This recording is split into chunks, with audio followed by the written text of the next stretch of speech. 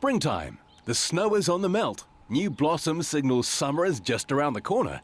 And of course, a couple of hundred cars are about to burst into song.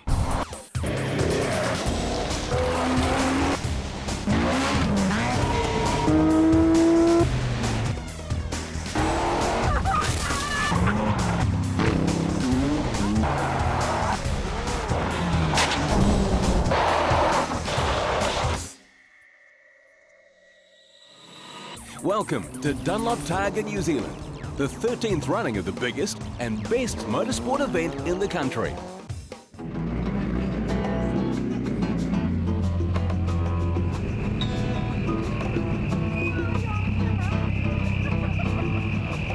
In 2007, the variety of cars and drivers is bigger than ever. Back in a brand new high-powered Porsche GTS RS, Gavin Riches from Florida, USA. Well, the last car was good, but we just couldn't get it to run well, so we went home and built a new one and started afresh, so hopefully this one will be much better. Targa is about the only form of motorsport Christchurch's Trevor Crowe hasn't attempted in his illustrious career as a race driver. And in typical style, he's built a hybrid Subaru Justy. Really enjoy building something that's different. I can use a bit of ingenuity and think of something that nobody else has probably done, and maybe it'll work, and often it does. And I enjoy the driving as well, and the challenge of making it work.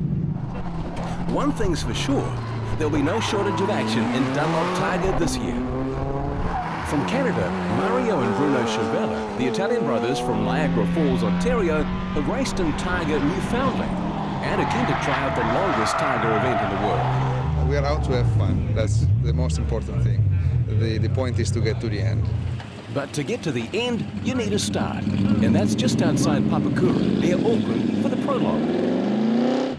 From Japan, Masao Taki and Masami Suzuki are eager to get on the road in their Nissan 350Z. Very excited, very excited. You're going to be very careful on prologue? Yes, no crash. There are no excuses for crashing on prologue. It's just a shakedown to check the car out, dial your head in and settle in for the long week ahead.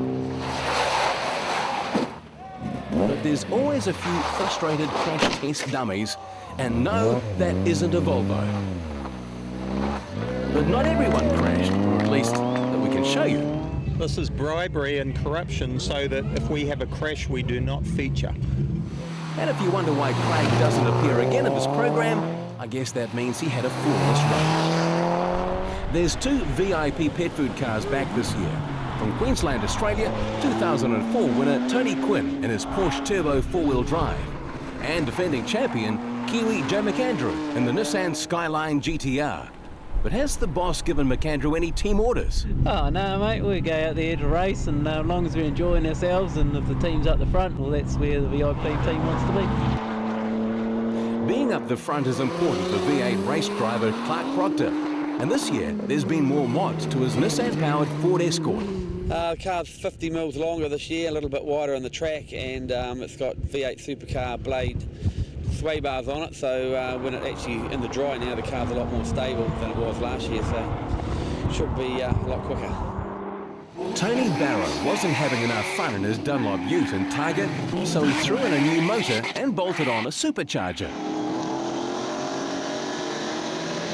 Brent Emerson hangs the tail of his sprint car out all day long in competition, so there's no surprise that a new discipline and a new road surface should prove no problem at all for the sprint car champion. 2, 1, go! The first of the 38 special stages, public roads closed for the day, begins near Huntly at Glenmurray. We're not sure how the second of the Japanese entries, husband and wife, Wakajiru and Ruriko Kobayashi, are coping with Targa, because there's a bit of a communication barrier. このニュース初めて面白そうなので来ました。 What's he saying? Enjoy rally. They make it to special stage 1, so that's got to be a good start. The 2 Mikes are back in 2007, as regular as the Zero car, and with their Targa strategy locked in. Approach for here is as I always do. We are fast driving, socialising and having fun. But the other way around, having fun, socialising and fast driving are the 3 things. Tony Quinn's VIP Pet Foods Porsche 997 still has all the mod cons installed. And the biggest decision he and Keith Wren will make today will be the choice of music. Best of REM, I think. What's that one, pushing an elephant up the Yeah, stairs? that's I love REM. that song. You know, over and He over doesn't- and over he and doesn't- over he'd, and over and over. He'd probably want and some over. Elvis or the Hollies or some thing. Lee Hopper was quick out of the box last year despite being his first time behind the wheel and fresh with race license. He crashed out on the last day and has crashed another since, but he's back, hopefully more the wiser, and just wanting to finish an event. The plan is to try and get the end this time. That'll be a new experience. So we've got to try that experience, getting to the end. The young fella's bought us some new helmets, okay?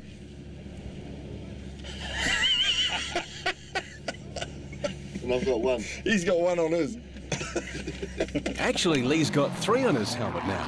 Thanks to Steve Neary's mobile phone, this is how he did it less than 2 Ks into the first stage.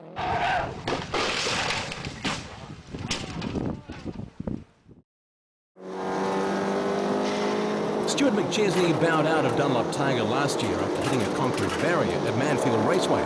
But he's back with the bit between his teeth and raring to go. We're looking for a very long, enjoyable day. Fast. Thank you. McChesney's Anglia is a little hotter than it was when it was first built in 1967. He'll be a classic contender in Category 1.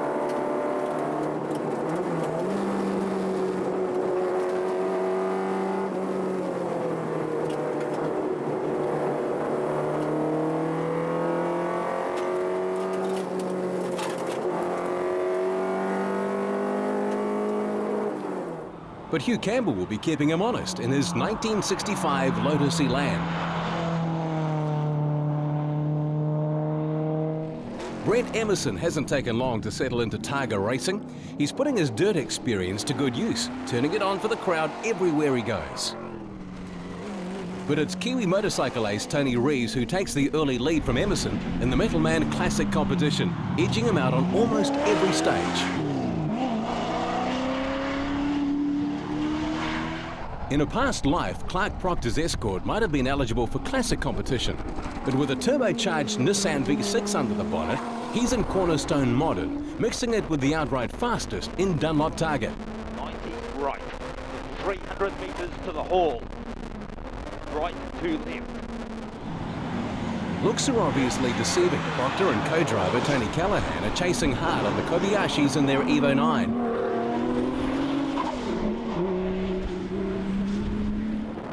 But maybe the pressure is too much for the Japanese. No such mistake for Proctor. Left here, left here, left here, left here. 4 kilometres to the finish, open. Killed a Jap. Proctor is quickest through the first stage of the day and right on the money. But it's the VIP pet food cars of Quinn and McAndrew who stop him stealing the early march. We've had a couple of, well, I think some pretty quick stages. So as I say, I'm interested to see the timing, just to see how we are actually going.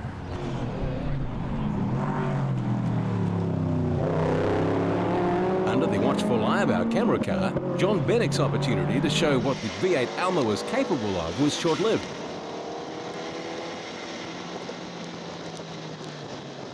Oops, that should have been a left, John. Go on, you have another go.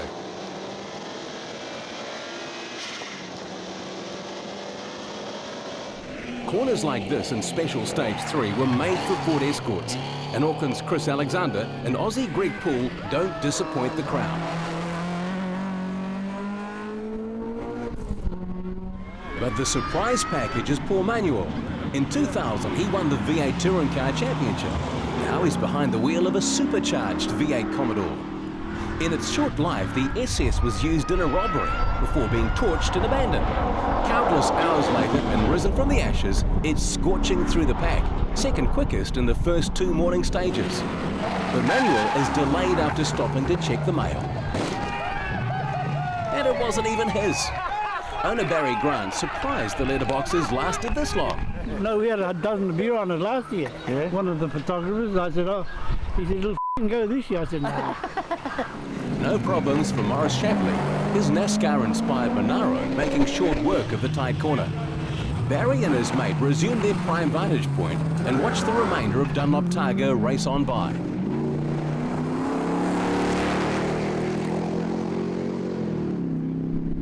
Stephen and Barry Kirkburnand are again campaigning their BMW 325i. The father and son duo are consistently near the top of their category every year, and this year they're on it early. But so too is our camera car in the hands of a fearless Alan Fredwell.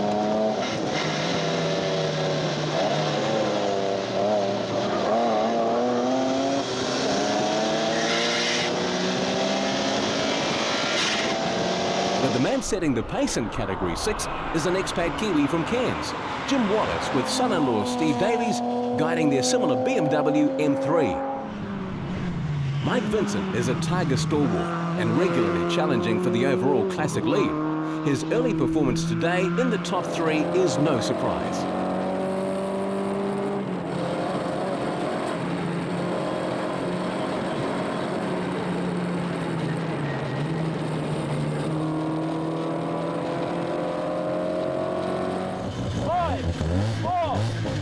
One of his main rivals, Pat Schmidt, won't be creating much competition this year though. His colourful RX2 buried in the scenery in Special Stage 4.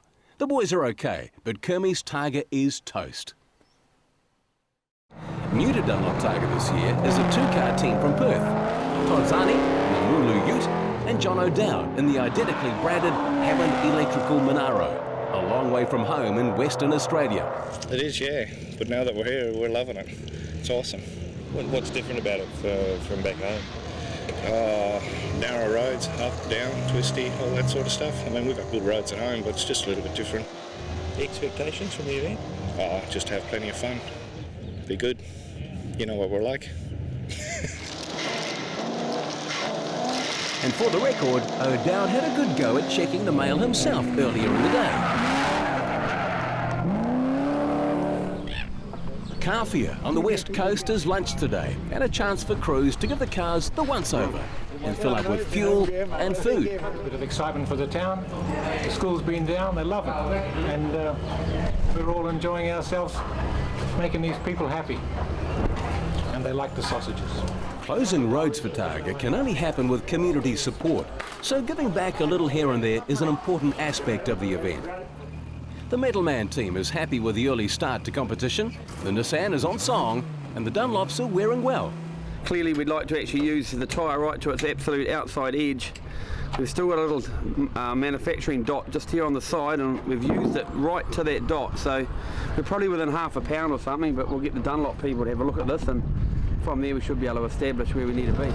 Proctor's Escort is no slouch on the road and is constantly being upgraded to stay on the pace. Apart from sort of some of the suspension changes, adjustable sway bars, etc., last year we had a big problem with sort of keeping the co-driver and myself cool. So this year we've actually come up with pretty cool for a 73 Escort, eh? From Carfia, the Targa moves south along the Taranaki Bight towards the overnight stop at New Plymouth. Peter Cullen's Di Tommaso Pantera streaking down the coast, desperate to haul in the classic leader Tony Reeves from Whakatane.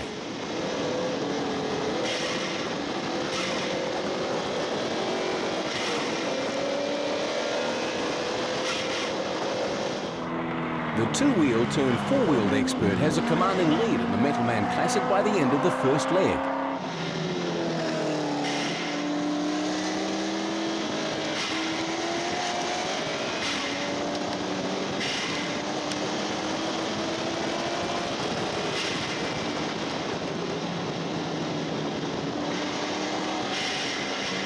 Someone's put the mocker on green rotaries. Shane Walden never makes the end of leg one either. Started sledging around the corner and couldn't quite get it back, and we slid off the road and ended up rolling down the bank. Much damage? A bit hard to say at the moment. Enough. I think that, yeah, we'll struggle to get back in the event, but hey, we'll see. Can't really tell. It's too far off the road to see. Not looking too flash. No, it's not looking very good at all. I've had better days.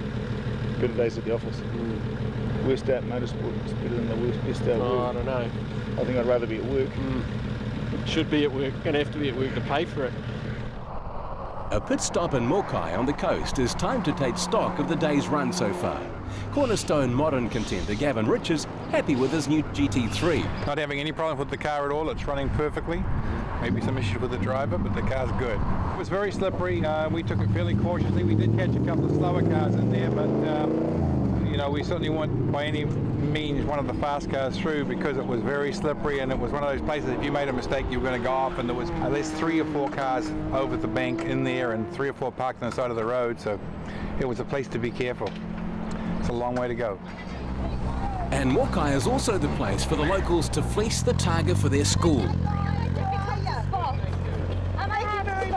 Fundraise for things like new uniforms and a playground that we're wanting to build. And for the record, we never did establish whether those in the really expensive cars dug deeper in their pockets than anyone else. There's another pair of Kirk Bonans in this rally, and yes, they're all related. Only this pair, Chris and Mark, has to work much more closely together. Well, the throttle cable broke on the first stage after lunch halfway through, so we pulled the cable back out through the window and using it as a hand throttle like so. So this really does make you a co-driver? Well, it's a bit of a laugh because he's coming into corners and I'm on the throttle trying to look at the notes here, and he's got the brakes on, you know, and I'm still on the throttle, and it adds a bit of excitement, but it was pretty tough because of wet stage, the last one, and there was a lot of rain in it and that, and a lot of water on the road, and it's pretty slippery, and you can't exactly power slide with me doing one thing and him doing the other, eh?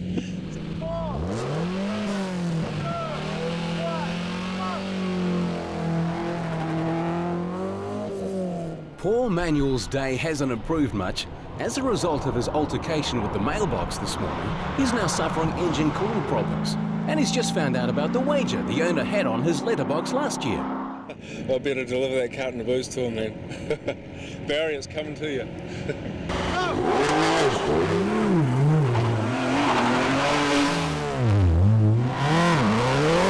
As the crow flies, it's less than 100 k's to New Plymouth, but by road, it's over 120. This final special stage of the day, Tarata, is 26 k's long and starts in wide open farm country before narrowing through the hills at the base of the Pauakai Range. The highlight is the Otararoa Tunnel, tight and bumpy.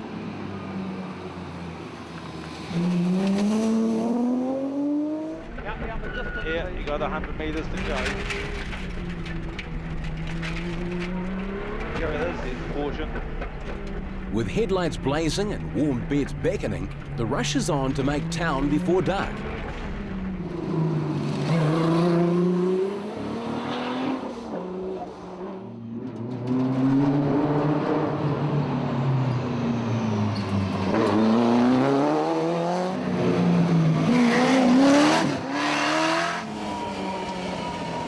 Chris Alexander is revelling in the tight, twisting conditions after the tunnel, hauling in Rick Finucane's MR2.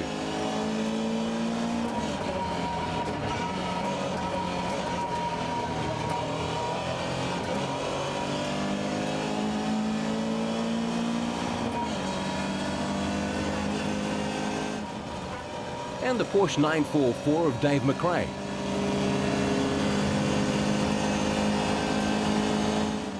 Now there's another Porsche in his sights, the Canadian entry, coming under pressure from the hard-charging Aucklanders.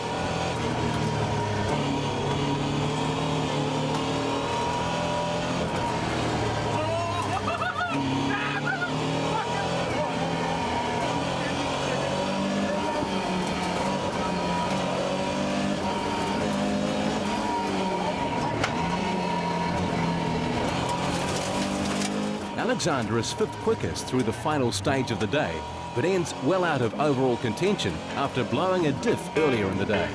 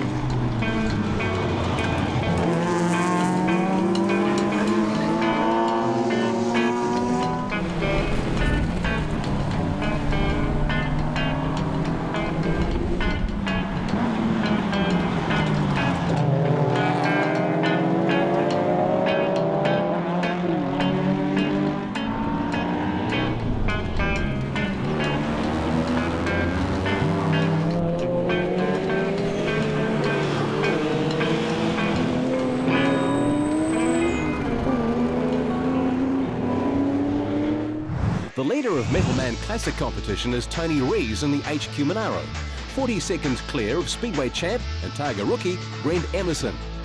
Mike Vincent is 35 seconds further behind in third place, with Peter Cullen and Warren Glassford making the fastest 5 Classic on day 1. Joe McAndrew has control of Cornerstone Modern competition, with the other VIP Pet Foods entry of Tony Quinn from Australia already trailing the Kiwi by a massive 2.5 minutes. Clark Proctor is 30 seconds further back and will need to have the pedal to the metal tomorrow to hold off a US attack from Gavin Riches. But a second Australian entry, Chris Maindonald, is knocking right on the door in 5th. The morning of day 2 and the first real chance to check out race positions. For some, this is an important part of competition. Who's faster and who's slower? For others, trying to win is definitely not on the agenda. It takes all sorts in Dunlop Targa, and Ray and Jeff Sanders have competed for several years. The father and son duo were entered in a V8 Tiger, but that plan fell apart early. Well, first car, the Sunbeam Tiger, put a seal in the back of the engine and shot oil all over the clutch, so we pulled in the reserve car and now we're sharing the driving and co-driving. This too is a Sunbeam, a Rapier though, not a Tiger. Half the engine, twice the body, a win will be unlikely. It is fun in a way because it's so underpowered, you have to drive it very hard to do anything with it. So from that standpoint, we really enjoy that. You know, it's just doing the best we can.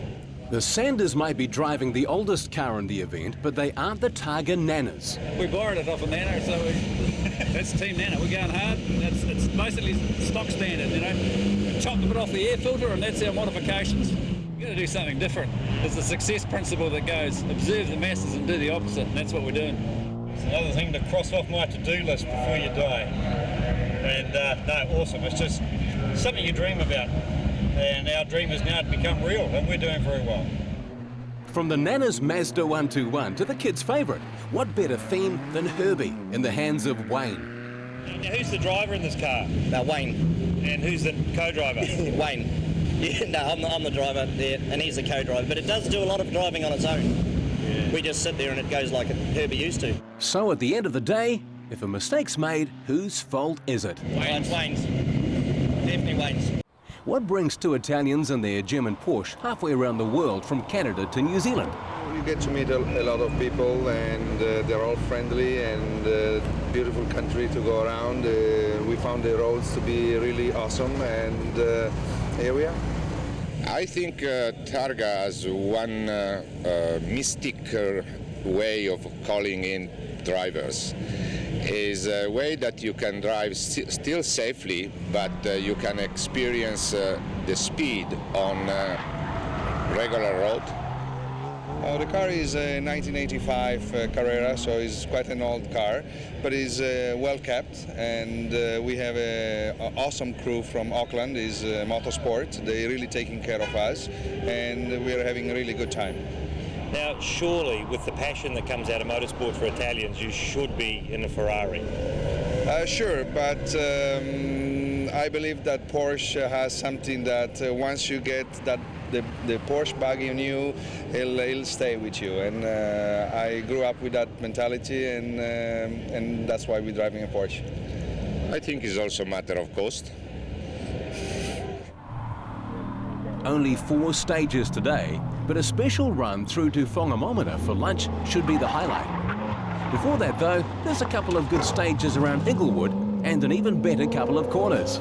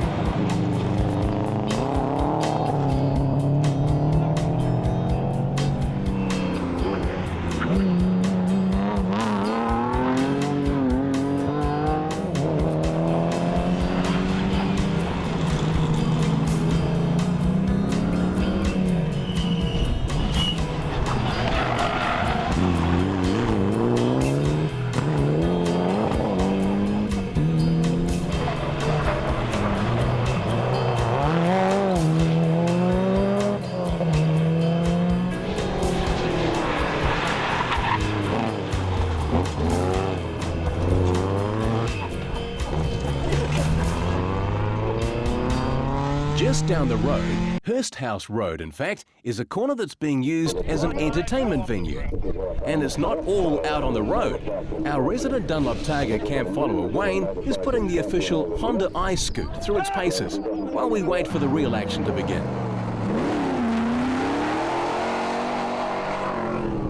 For some, this corner is intentional entertainment.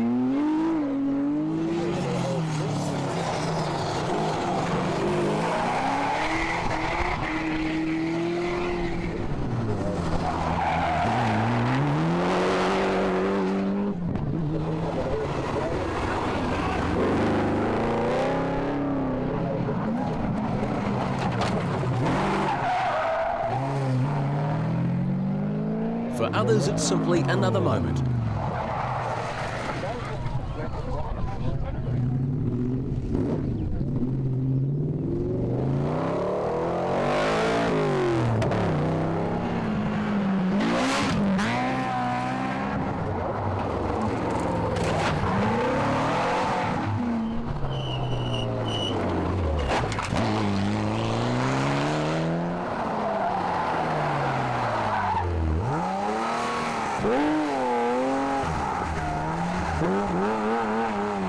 A close call for our Italian friends, but even closer for Mark Cole, who's just passed the Japanese in the 350Z.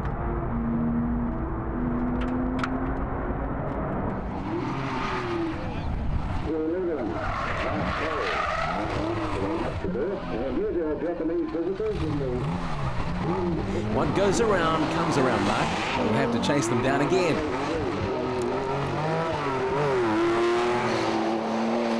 There's only one road into Whangamomana, and it's the same one competitors will use to return to New Plymouth this afternoon. Tony Quinn is currently holding down second in class in his four-wheel drive Porsche, wedged between the other VIP Pet Foods entry of Joe McAndrew and Florida-based Gavin Riches. Riches' run this year is already better than his previous attempts. The car went great. We had a couple of good stages, had a couple of bad ones, made a few boo-boos, but nothing too serious. We're having the same today. We've had one good, one not so good, but everything's running great. Riches enlisted the help of multiple Targa champion Jim Richards in preparing his new GT3, and the results speak for themselves. Dr. Proctor thinks he has the cure for the ails of his hybrid race car, currently causing him some grief. Turned out to be some leads and a broken wire up here on the steering wheel. So it's always something $2 that does it to you. We coughed up a hell of a lot of time to a few of our rivals. We've cured it this morning. I think we're clawing it back a little bit, but Joe might be too far gone for us really, but I think Quinny's achievable. 1 kilometre and car on the side. Famous last words. Whoa! Carry on. Oh.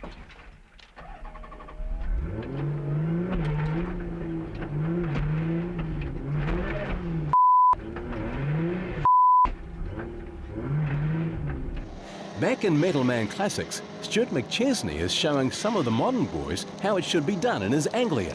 It's a Ford pre-cross flow, which is the same type of engine that a Ford Anglia came out with. It's not a modern engine, it's a very old engine, old technology. My passion's with older cars, so we enjoy the smaller car. Travelling day to day in Taranaki, it's very undulating terrain, so you're all over the place, so horsepower's not always a big thing.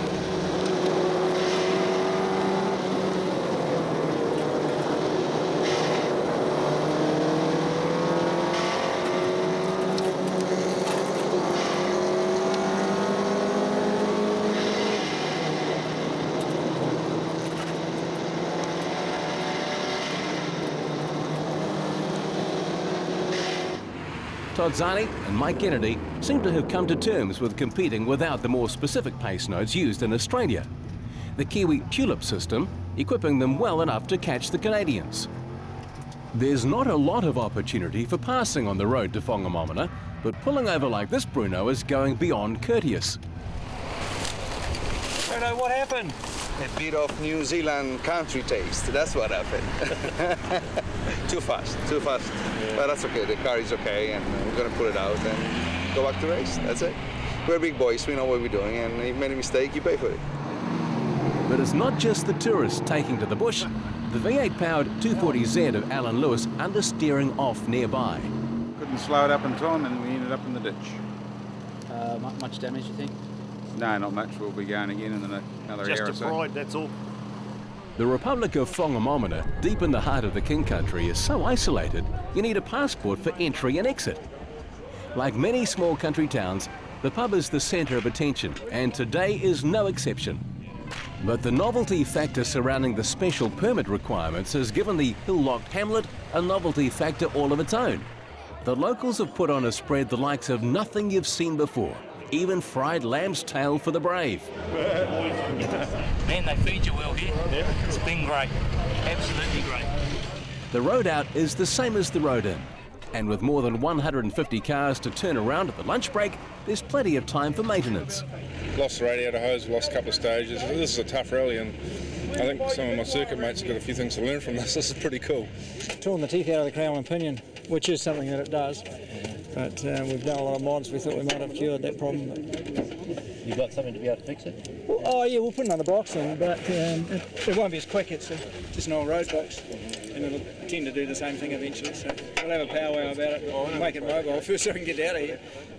Not everyone's working on their cars. VIP Pet Food's Joe McAndrew's experience at long-distance competition is paying dividends. Definitely hard on tyres and brakes, and when I seen people off that last sort of 5 Ks or so, I just knew that they'd be, run out of brakes, and you just got to give them a breather. You just got to get off them and try and drive a little bit without them, let them cool down so they come back on you. The VIP Skyline's sort of working the distance and getting through in front at the moment. It's good. Lamb tails downed, cars repaired and refuelled, it's off back along the forgotten World Highway. And there's no shortage of enthusiasm to get back to New Plymouth for the second overnight.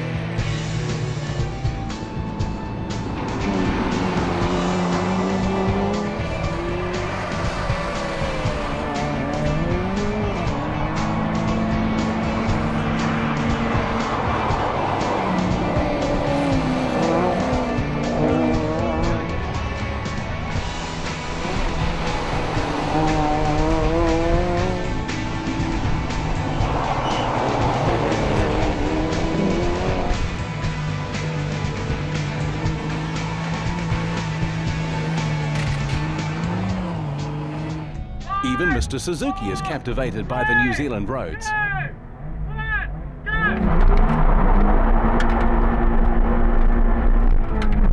In Japan, I do circuit race only. New Zealand rally is high speed, very high speed rally. Yeah, very exciting and fantastic.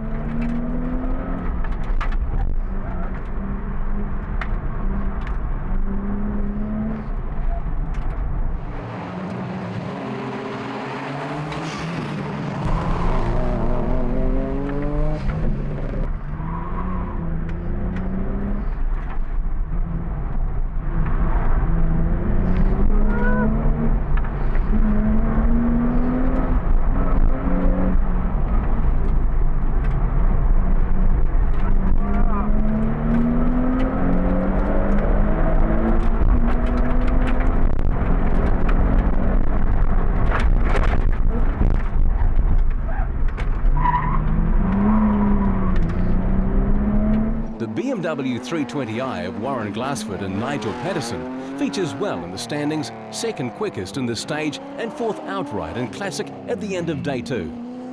But disaster for class leader Tony Rees.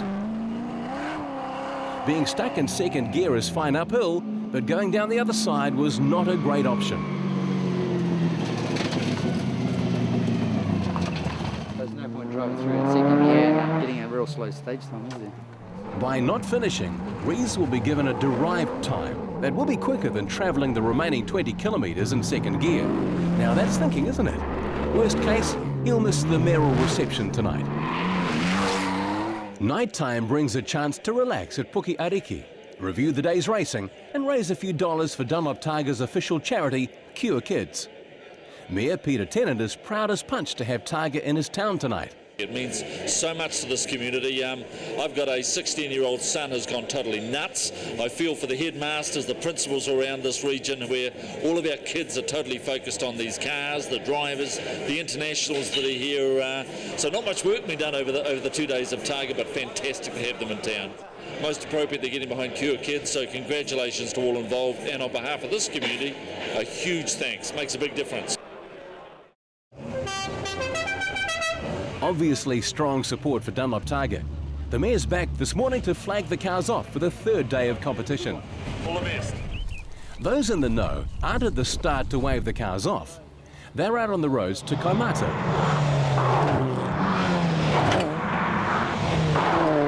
Home of the Yumps.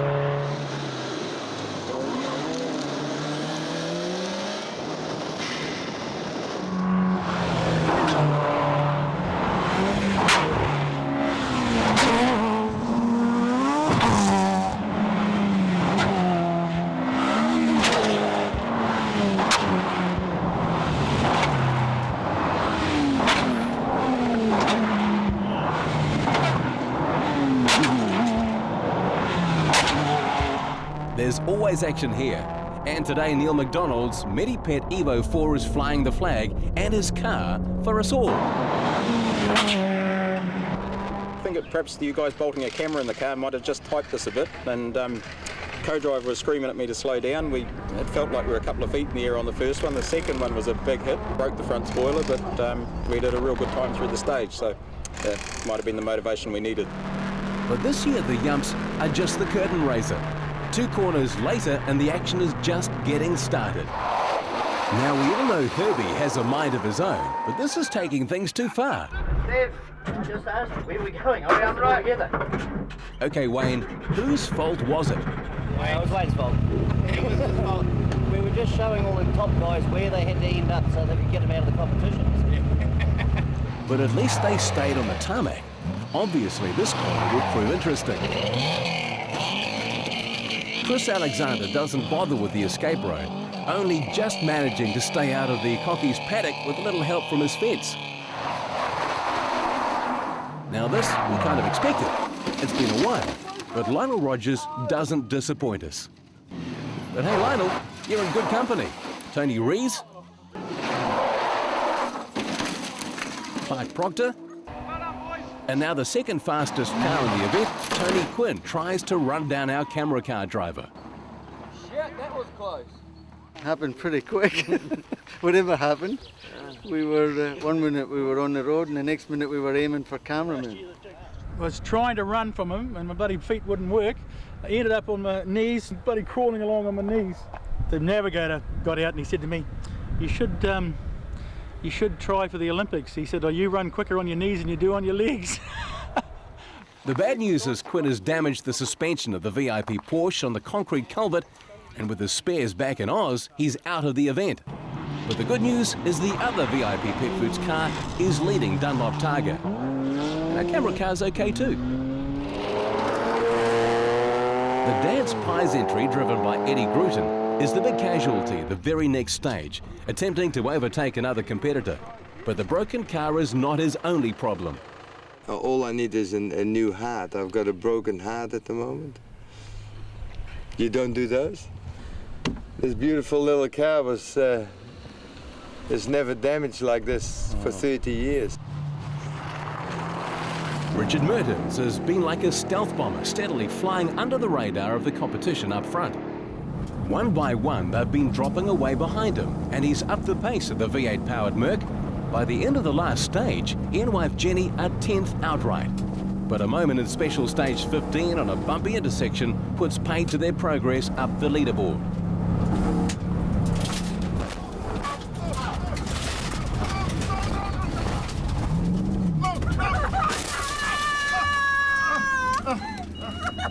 Quick, get out of the car. Get out of the car, Richard. I tried to rescue the car out back onto the road, and that just launched it out onto the side, and we went right across, bang straight into the right-hand ditch at speed. And there you go, crumple. The Houdini act this Targa happens in special stage 16, when the Auckland Performance Tuning BM of Gary Bigwood fails to make the bridge over the river. Both he and co-driver Nigel Hanley escape the submerged 325i through the broken back window.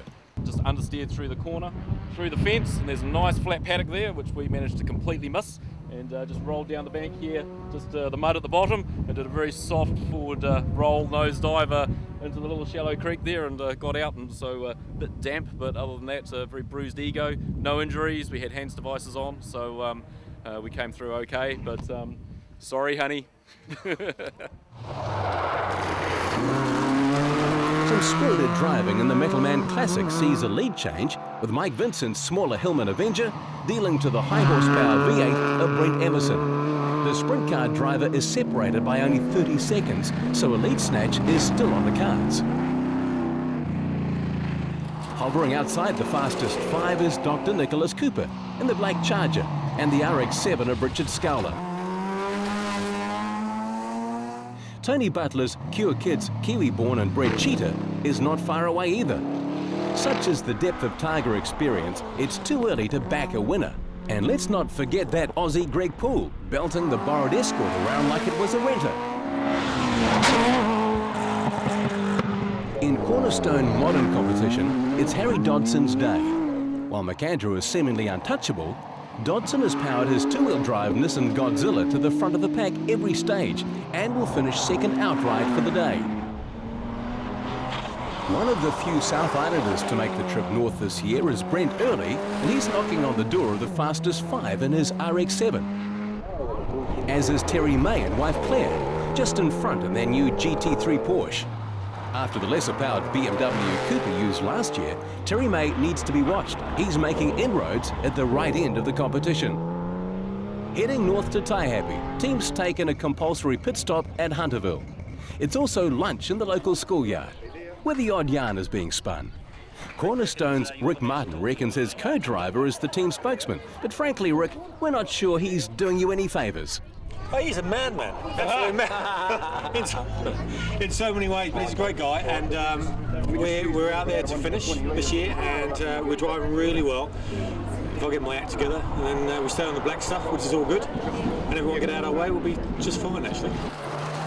Ever the model of consistency, Chris Maindonald managed to stay clear of all the carnage today, but has had a niggling front-end problem with the Subaru.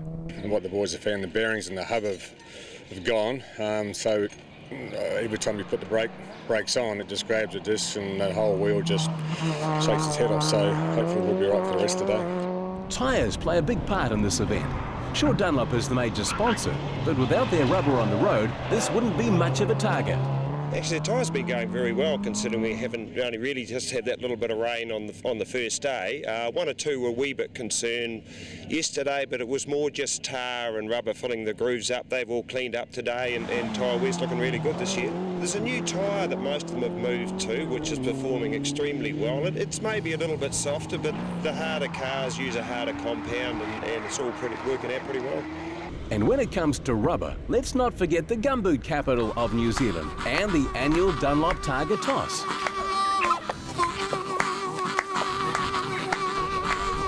Good luck next time.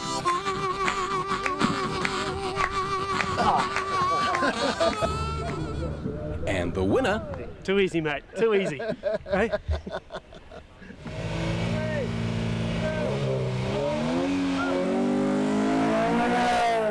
While the competition winds its way south to Manfield, the Nava Tour cars are already assembling at the racetrack. The Nava Tour might seem like a soft option, no hardcore racing, and not competing in every stage, but it's a very popular and important part of Dunlop Targa, especially for organiser Mike John. It has become more and more important part because there's a lot of people that feel a bit in awe of Targa. They go and have a good run in the Nava Tour and they think, hey, yeah, we can go and do this. And some just want to stay at that level. So I think that's a really good thing to do. It's really experiencing the rally. Camaraderie, as they say, or the social side, along with the enjoyment of driving. We were actually parked up when we saw Paul Manuel take out the letterbox at the hospitality area, so it was fantastic. You're watching the cars roar down.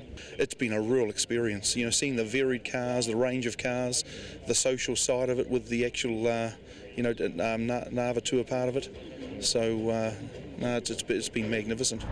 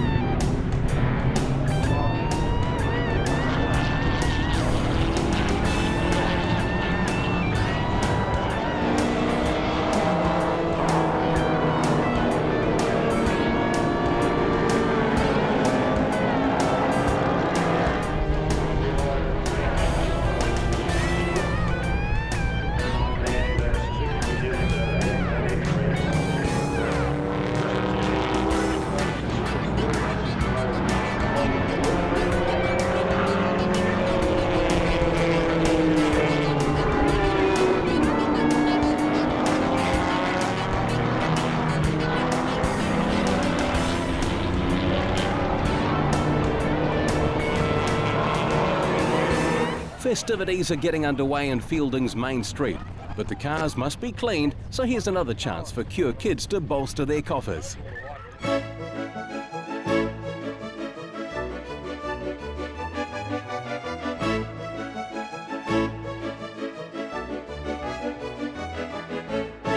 Hamish Patterson's Murph-inspired Monaro bonnet is up for auction at the end of the event, and for a gold coin you can sign the bonnet and be a real part of the good cause that is Cure Kids. All up this week, Dunlop Targa participants will help raise $50,000 for the Kiwi Kids charity. Call it a go-kart, a billy cart, or simply just a trolley. Whatever you call it, this field is as varied as the Targa lineup and just as competitive. But then the town of Fielding has always been right behind its motorsport. In the real competition, the Metalman Classic, Mike Vincent holds a 40-second lead over Brent Emerson. Wanganui's Peter Cullen is 2 minutes behind in third, but well clear of Australian Greg Poole and Mal Simmons, who will fight out for fifth tomorrow. Joe McAndrew and Sue O'Neill totally dominate Cornerstone Modern, extending their lead in the VIP Pet Foods Nissan to nearly 4 minutes from Gavin Riches from Florida.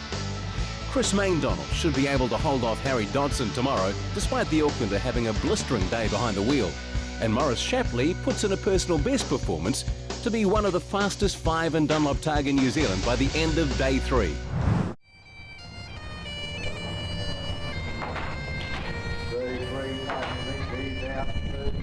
Amongst other things, day 4 brings a change in weather and a modification to the Anglia for the mortgage man.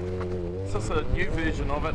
A few issues yesterday. We actually had a slight engine problem late on the day, so wasn't fixable. So jump in the number 2 car and we carry on with the rally. It doesn't count for anything, but we certainly get to have a good time. From Fielding, the Targa will head east across the Ruahine Range to Hawke's Bay today. For the Aussies, the event is more than meeting their expectation. Roads are really good, fast. It's excellent. How are you coping with tulips as opposed to pace notes? Yeah, it's a little bit different, but we're getting through it. The weather today will hardly be making them feel at home either. The inclement conditions making the task of even watching Targa challenging.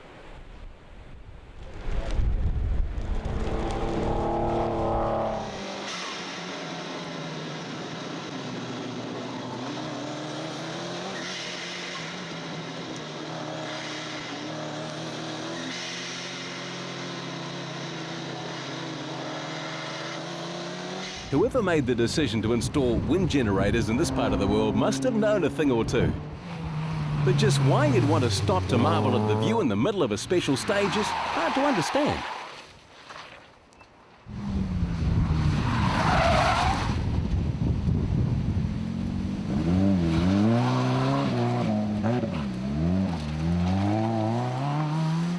Wind and rain make the going tough as the Targa presses on over the ranges to Hastings. Mel and Heather Simmons have been steadily maintaining a position inside the top 10 in Classic, but today shows the potential of their Fed 124 Special T in the wet. The father and daughter team put in some fast times through the morning stages and will finish the day 4th quickest in class and highest placed within their category. Mike Tubbs has been a little more low-key this year, but his results are still impressive, maintaining contact with the leaders in Cornerstone Modern. While Trevor Crowe has managed to keep the replacement diff together in the hybrid Subaru Justy. He's right on Tubbs' tail today, but in the overall scheme of things, he's running well in front of the BMW. Maurice Shapley finally has his NASCAR-inspired Monaro under control. The days of mechanical dramas for the Whakatane plumber seem to be behind him. He and longtime co-driver Cheryl Hanwright had the 700 horsepower General at the right end of the rally and on track for their best finish yet. Special Stage 30 along Argyle Road south of Hastings has run the opposite direction to the last time it was used. The hospitality tent has been set up on a tight right-hander, more than halfway through because it's considered a potential entertainment point. Well, we'll see. Ewan Burke's TG Sport 1200 is one of the first to prove us right. And of course, the Australians never disappoint.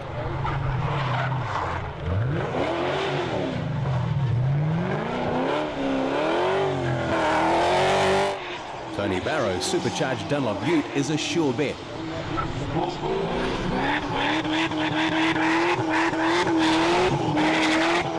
But it would seem Stuart McChesney in his replacement Aglia has a mortgage on this corner.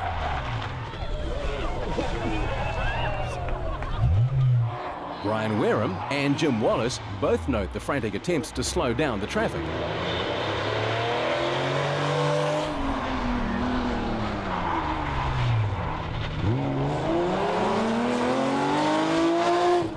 Perched precariously on the apex, the Type R Honda Civic is in a good position to be hit.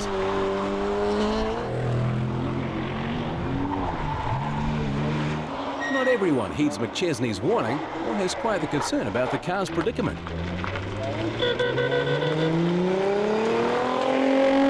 But it's Brent Emerson's display of precision driving that worries McChesney the most.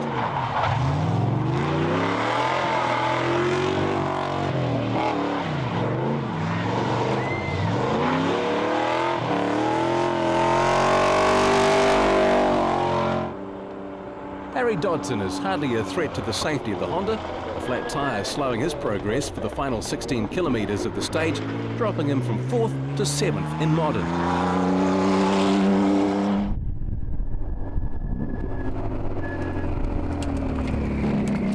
For Stuart McChesney, this is a defining moment in his Targa career. Yeah, the Angler's been retired now. It's there for 1 or 2 days, not for the big events. Too expensive, too hard on the gear. So, hence modern cars, but they're not supposed to fall off the road like this.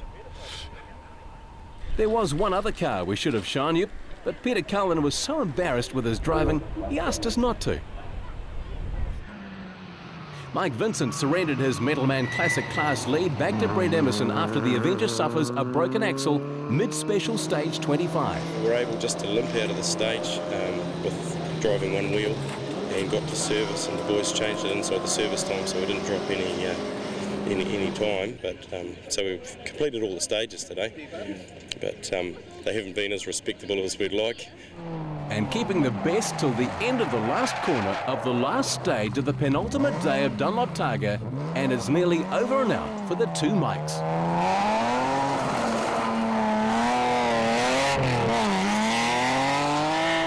As you know, we're hot on the Porsche and come over the hill, and all I saw was this guy here with the camera looking at the bum of the Porsche and went, Crikey! It's amazing what you see when you do a turntable, isn't it? Two bikes, they never disappoint. Absolutely not. I knew you were there. It's the old red-eye situation. They come round the corner, see the Porsche on the bottom corner, go for it. Yeah, that was a bit hot. Peter Cullen's been doing the business this year in Targa, and he's hardly put a wheel wrong in the bright yellow Pantera. And he currently holds down second outright in Classic.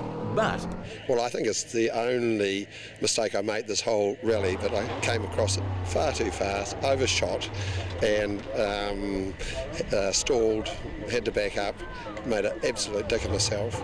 And, you know, I've got a promise out of you that you're going to raise that bit, aren't you? Absolutely. You should never trust the media, Peter.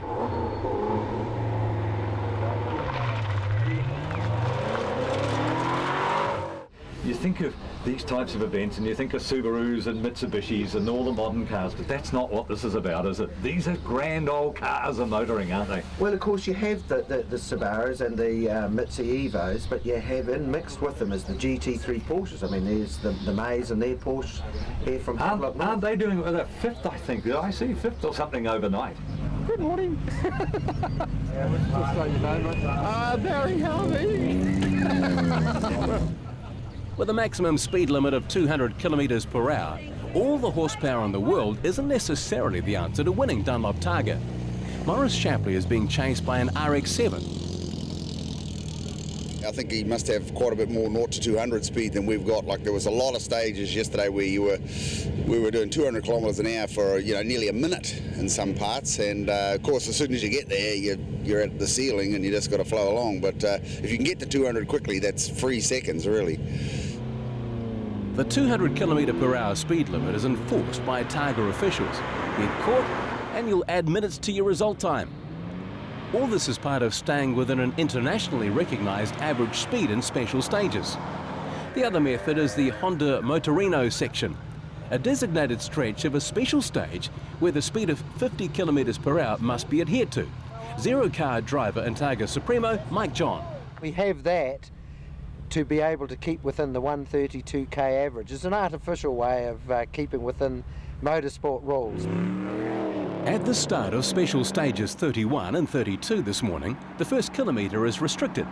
While it's not the most exciting part of the rally, it does allow cars to have a rolling start, and that's got to be good for the drivetrain in any car. At the end of the 1 kilometre drive, times are checked to ensure they have not exceeded the Honda Motorino section restriction, and they're free to go racing. Unfortunately, this morning, the first 3 stages have an even bigger restriction. An accident in each of the early morning stages has meant the downgrading from competition to touring. Essentially, to ensure the safety of competitors, retrieval of cars, and to keep the event running on time, the remaining competitors tour at normal road speed through to the next special stage. Long-time competitors Wally and Jansen Simpson's crash over a bank in special stage 3 was witnessed by this young official. Oh, we just heard it coming down the hill and the driver actually took off the throttle, and then we saw him just bouncing down the hill and just hit into the fence. By special stage 34, things are back on track, and those that can are starting to have a bit of fun. After all, there's still the crowd to entertain.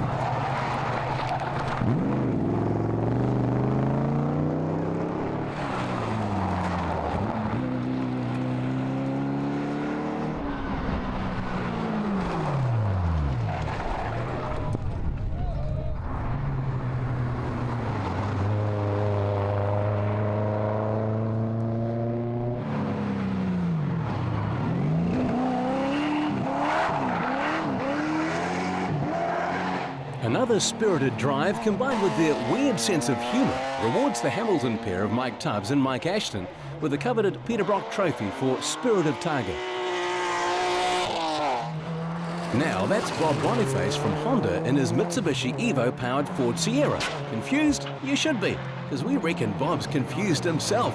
After all, why go to all that trouble to make your hybrid Cos Evo go fast and then put a Honda Motorino speed restriction sticker on the back of it? The things we do as a sponsor. But at the end of the day, Bob and his Bitzer car will finish the event in 9th outright. Joe McAndrew, meantime, has been extending his lead in Cornerstone Modern to over 5 minutes. Double caution, 3 left closes. Yeah, it is a massive lead. I can't really believe that we're that far in front. We've just driven, the way we've normally driven it, but obviously Kevin and Sue have made this car a lot better this year, and it's made it easier for me to go that fast.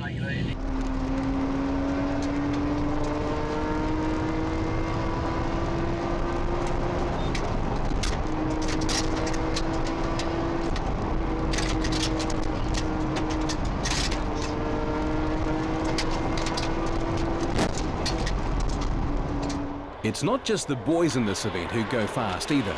Carol Liston has competed in 4 previous Targas and is back with co-driver Joe Clegg as the only all-girl team, and with one aim in mind.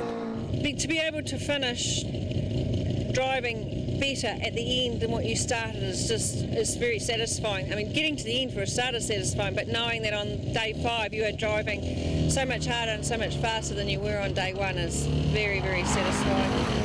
But ultimately it's just knowing that I've done as best as I can, as hard as I can, and I've come home without scratching it. The Christchurch pairing of Brent Early and Jeff Hill continues to fly the flag for the South Island, maintaining 4th place in Cornerstone Modern with one of the few remaining rotaries in the event. It's a 4-minute gap to Chris Maindonald, who nearly gave it all away yesterday in a momentary lapse of concentration. We honestly thought we were under control, but we just got maybe a bit hard into a right hand. It was like on a downhill, and just the rear end started coming around, and we just kept on going and just went sort of off the road backwards into a ditch. And we were quite lucky being all-wheel drive. We managed to get out, but it was like we lost about 2.5 to 3 minutes. Tony Barrow's Targa has been a lot more sideways this year, thanks to his improved power plant. Put a new motor in it, supercharged it, changed the diff, put a new exhaust system on it, and just made it get a bit more grunt out of it. It's still just as light in the back though, isn't it? Yeah, but it's nice though, it's nice and drivable, it's got lock diff in it, so if it want to go sideways it says, and it's nice. But the entertainer of the Targa Award goes to rookie Brent Emerson. This is what the crowd wants to see, a V8 with the tail hanging out, and Emerson is eager to please. I race Speedway, so this is an offshoot of that. Keeps me fresh for that, I guess, or one of them keeps me fresh.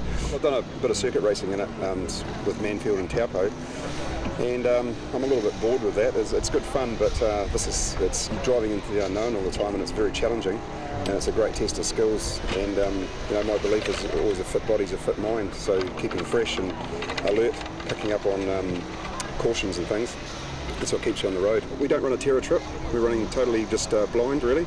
So the guy that's co-driving for me, I found him probably the day before the Targa. I had 2 pull out on me, so he was a godsend. And he's used to running on full pace notes. He's done a lot of dirt rallying, so he feels a bit useless in there. But we found out earlier in the piece that the less he talked, the better I went. So he's pretty much shut up now and just tells me about the main ones.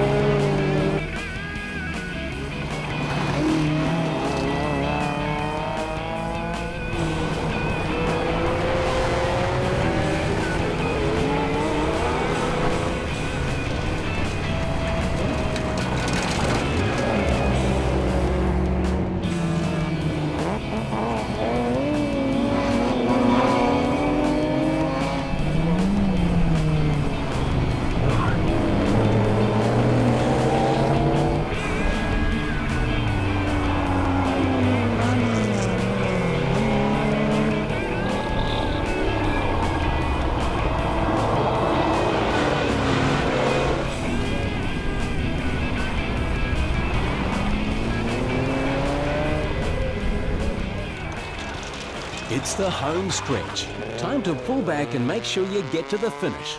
After a week of solid racing through the Kiwi countryside, now it's not the time to do anything silly and risk that precious finishing medallion.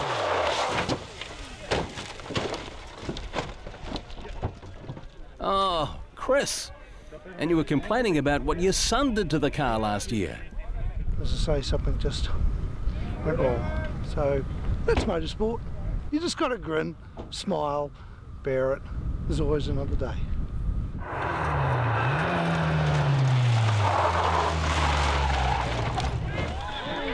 Uh-oh, not again.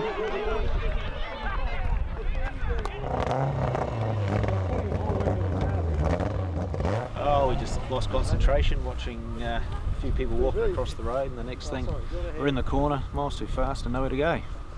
Out of ideas and into the ditch. Ah, a race leader.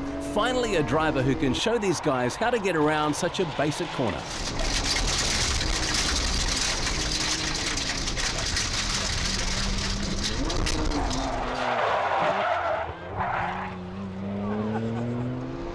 Joe McAndrew and Sue O'Neill have dominated Dunlop Targa from start to finish.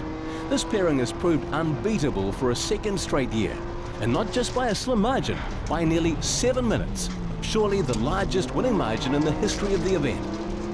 But as fastest car on the road, Joe is last car in, while he and Sue are counting down the final Ks for 2007.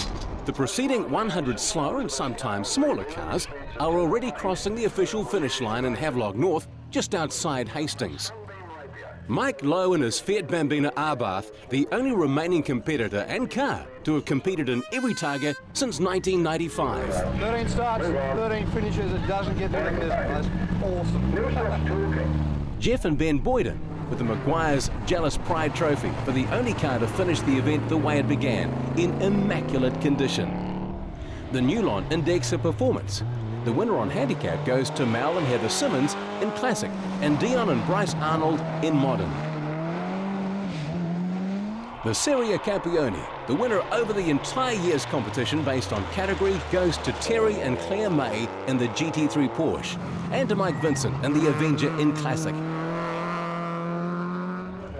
There's no big prize money for winning Dunlop Targa, but the elation of just making the finish of this, the most grueling motorsport event in New Zealand, is reward enough. Just ask the boys and Herbie. So we thought we'd just talk to Wayne.